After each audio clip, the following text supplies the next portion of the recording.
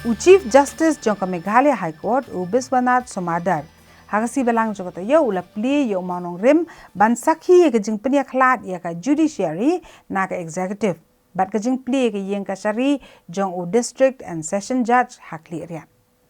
Habakran kumukongsan Chief Justice jongka Meghalaya High Court ulong bariling ba kajing simkya jong sarkar bat menteri badipet ya katnat law balala ban pen urlong ya kene kajing penia khlat no ya kaman na ka executive kenang banwanra ya kajing bishar ka berhenti ha ka batang kibrio jongka an hi ki ban chim ki kam ki bedai bat ka an ha ka bamen chwa lepet bat peniat ki kam de ki board peniat district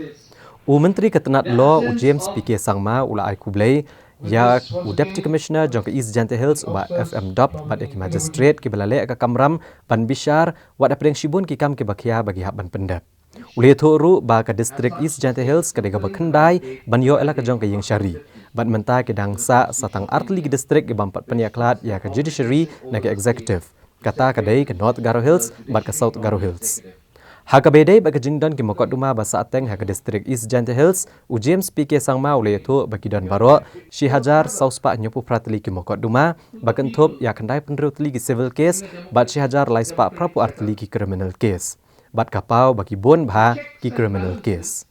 Hagani kesini le jingkran ru no MLA ka Kliriat constituency uba Kermenchela ubalong ru menteri ke Sarkar Jela Deputy Commissioner ke East Gentle Hills uba FM Dop General Secretary ke Kliriat Bar Association uba Reading War bat ki begi bai Hadin kani layo ek jingkran sanaki Judicial Officer bakantup ye ikong Gasolin Rani uba Daniel S Marbanyang Temsu Trevor Sangma ikong Basuk Shisha Kharbithai bat ubalkim Sangma provides this separation so that neither of these three institutions become such an institution which can cause havoc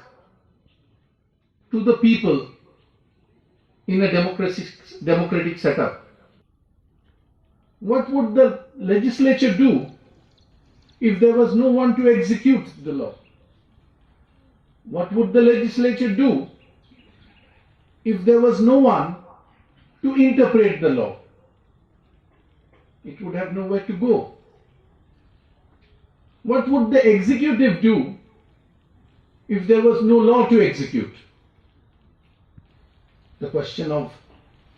judiciary also coming in would not arise. That each of these institutions must work within their area or fold. Transgression